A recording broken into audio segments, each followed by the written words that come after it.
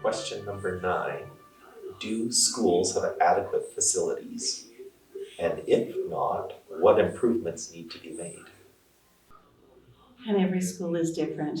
I took a look at the satisfaction survey and it was 93%. So generally families are happy with how things are going and what they have. I know that as a city, there is not enough facilities and we have a really young population. We could definitely have more. But when you have to choose where the funding goes, I would choose more supports over more facilities. Okay. I feel like you have something you're hoping I would answer to that, and and I don't think I have it. I think our schools are in great shape. I think we definitely have some pinch points where we're at capacity or over capacity. Yeah. But when I read that question, I didn't get that intent from you. But I think our schools are in great shape. Our maintenance department does a great job. I mean, there's always stuff to be done. There's 21 buildings, so that's not surprising. But I think they're in great shape. All right. Well, thank you. Again, I don't think I can really speak directly on this. I'm not in the schools. I don't know what's going on in there, in relation to their, what the structures are like or anything. And as it stands, I mean, even if I were a trustee, I'm not allowed in the school anyways without being invited. So I would have to go off of reports or whatever. But from what I can gather here is we don't have adequate facilities when classrooms are bursting at the seams and there's not enough bathrooms, I know, for kids. There's a long wait. So I'm sorry, but I just can't. I did try to find some information online, but it's not very available. Okay. I did read, some positive stuff about the expansion at the Comp and expanding at Charles Spencer, which is great, But as for what can be done, I really can't speak to that. Okay. Okay, I have to say that I did a little research and asked around on that one as well. It was, for me, that's a really difficult question to answer, but I think that each school has its own set of demographics and specific needs. And knowing that, I think that there is a growing population within our community and district, and that there is going to be a need for expansion and upgrades. If there's significant number of needs, if there is a significant number of students with special needs that may not have the adequate supports within their respective building, then we may need to look at allocating funds for upgrades or purchasing specialized resources that meet those needs. The number of, I'm privy to know that the number of students who are on the autism spectrum and who have ADHD or who have FASD, it varies between schools, and we need to look at whether or not all of the schools have the proper resources to support each individual's needs. And if not, we may need to look at upgrading the facilities just for development of things such as sensory rooms or purchasing adaptive resources, just to ensure that those needs are being met. And I think that would be a great support to the teachers as well. Yeah. And in turn, it affects the whole classroom and all the children in it. Yeah. Oh, thank you. Yeah, absolutely. So I think that, Grand Prairie Public School District, from my knowledge, has done a good job of maintaining buildings. I think in general, the environments are healthy and they lead to positive, educational outcomes for students. And first and foremost, I think that having quality education facilities is super important. Students I think that sometimes there's the notion that a new school is better than an aged school, right? And I think that, in some instances there's shiny and there's some things that are really exciting about a new build, but then there's also some things that are really exciting about, a building that's been around for a little while. In my role right now, I have the opportunity to sit on a steering committee for the development of a new school that's, being proposed or that's kind of under Consideration. under consideration. Thank you. So I think that, and some of the conversation around that is, in some of the existing schools or schools that have been around for a while, classrooms are a little bit larger in size, so it gives students a little bit of breathing room. If you need to accommodate more students, you have that ability to fit more desks into a classroom potentially. Whereas some of the new builds, basically, that they say this is the size of your classroom, and to fit extra desks in, it becomes pretty challenging to reconfigure the classroom. Right. As well as CTS spaces and those types of things. Things have shifted over over the years, right? And so there's not necessarily a need for as many big computer rooms because we are using laptops and Chrome cards and things like that. So do you need a big computer lab? Probably not quite as critical, but having infrastructure in schools is important for a wide range of things, whether it be arts or drama or music, right? Having those multi-purpose labs and things that can be purposed as needed, I think are really, really important. And then I think that, making sure that we're maintaining the spaces that we have. One of the things that I'd like to see is, with new construction builds, is making sure that we're advocating and recognizing that sometimes the planning process takes a really long time. So you start out with a student population number in mind, and then eventually, before you're even completed construction, it's already too small, right? So I would hope that, in future we can advocate that there needs to be, a percentage of extra space allocated to school builds so that, we're not completely tapped out before we even open the doors, right? Oh, thank you.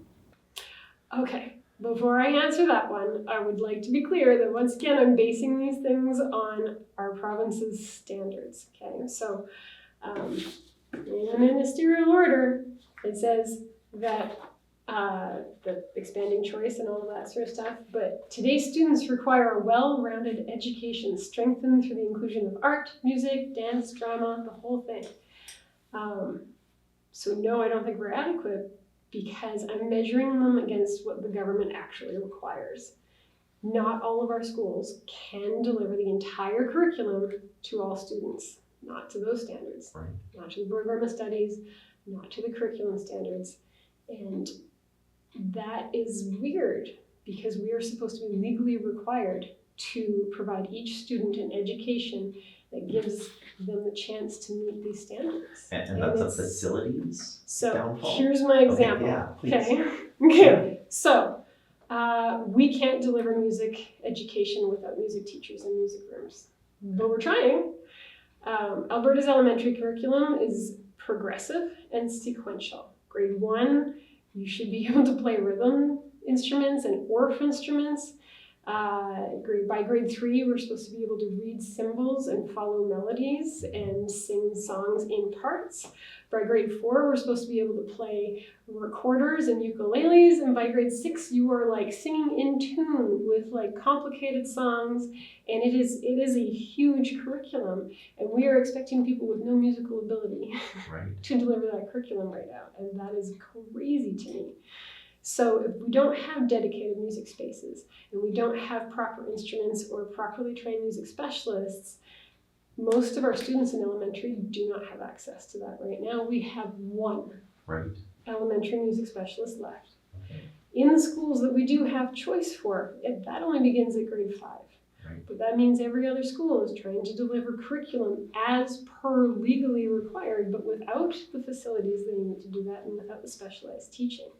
So that also applies to French and art and PE and all the hands-on science and everything. Like if we're supposed to be able to deliver what the government is requiring us to deliver, but without the tools, spaces, and resources for that, that's a problem for me. It should be a problem for everybody. Absolutely, thank you. My short answer is no. Okay. Again, I mean, I hate to throw everything at budget, but education has been poorly funded for decades. I do think a lot of our facilities are overcrowded. I think many of them are in need of modernization. And I don't know that we can keep up with how fast our community is growing. Grand Prairie is a young community compared to lots of others, so there is more need for more neighborhood schools. And so again, these are these tough decisions that have to be made, and they're kind of impossible because it always means that something doesn't happen for a specific school, right? Whether that's an expansion, whether that is a permanent expansion, modernization, or just even updating equipment. There's always some school or situation that is lacking. Well, new schools, when they build them too small. They do that for a reason, and then they add portables. I think one of the biggest issues in facilities is hot and cold, air quality, things like that. I've been in classrooms when you walked in, they're -4 in the morning. And I've been in classrooms that are 35 degrees by noon. So other people don't work in those environments. So why should kids and staff? So that system needs to be looked at and overhauled, which is a big undertaking. As far as facilities goes, nobody's ever happy with their facility. There's always going to be something that someone says, now why would they have done that, or what is the purpose of that? I think if when you're looking at a facility, you have to make it useful for the people that are going to be in it. Right. And I'll give you just an example of a new build. When I left my first school, they built a new school, and when you went into it, it was beautiful gymnasium, had these bleachers on the side. When you sat on the bleachers, you could see the far 2 feet on the other side. All you could see was 2 feet of the gym on the far side because of the way the bleachers were built. Okay. So sometimes you have to work with the builders to do things like that. Silly things happen. But for the most part, I think the facilities are adequate that are here. We definitely need more. Okay. And that's the provincial government, Right. right? Those Yeah. are things that we can advocate for, but they make the decisions. Thank you. Well, I guess you could play with the words in the question for a while. What do you mean by adequate? Our buildings are safe. They get regular inspections for fire code compliance.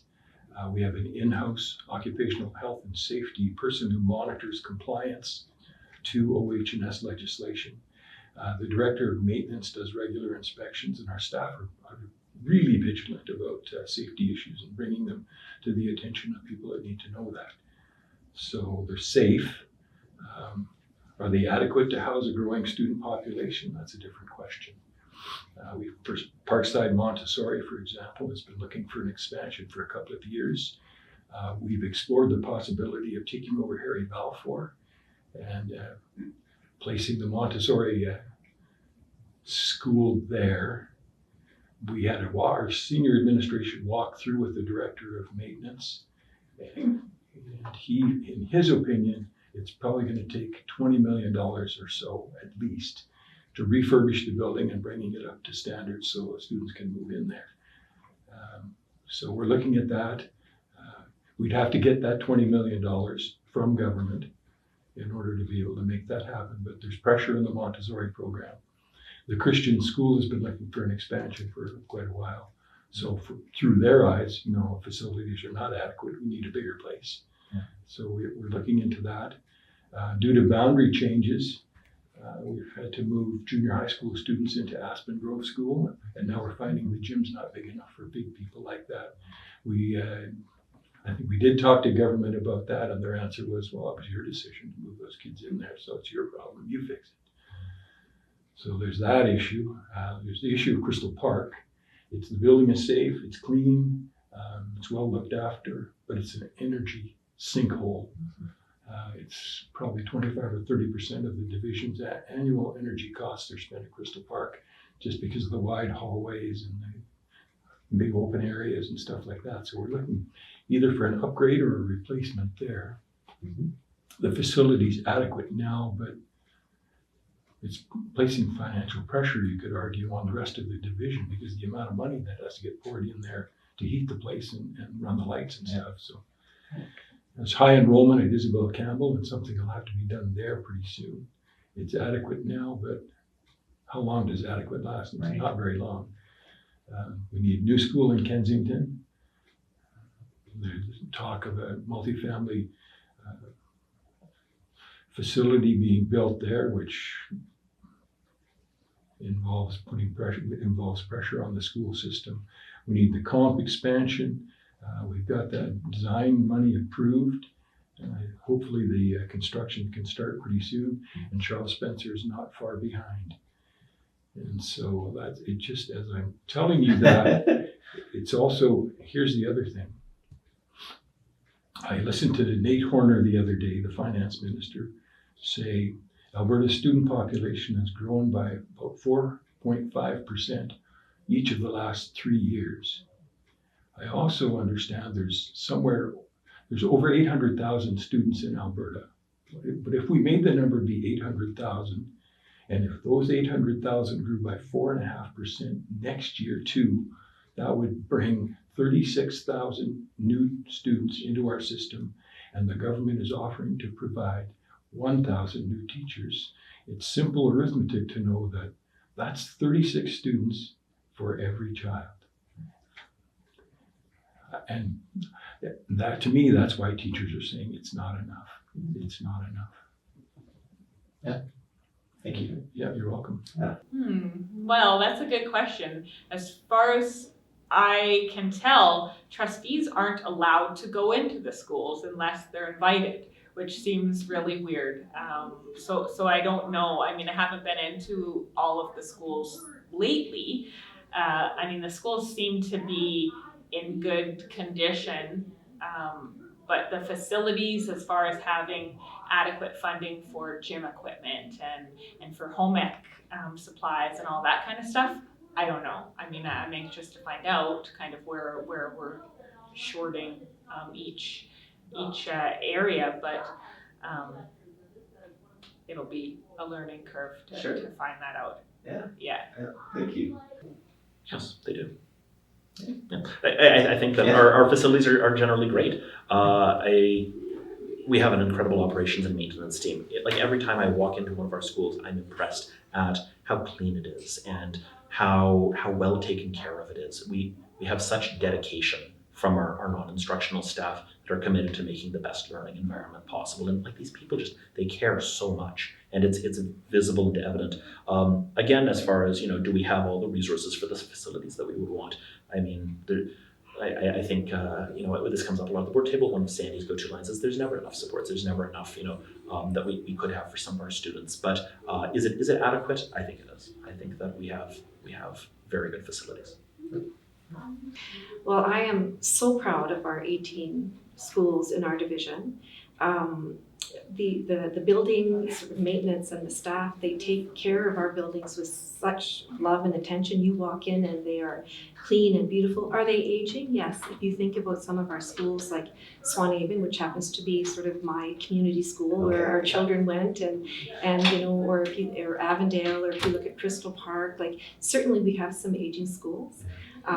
We have some new schools that are certainly beautiful, but over capacity already, like Grand Prairie Public.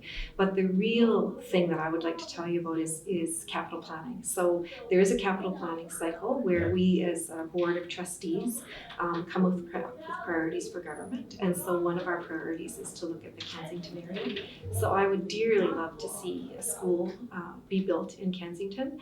It's a growing community. It's a thriving community. And we've done the projections on the children, and what we need would be a K-8 school. So I would be delighted if we could have a school, and that would be where I would see the biggest gap. Thank you.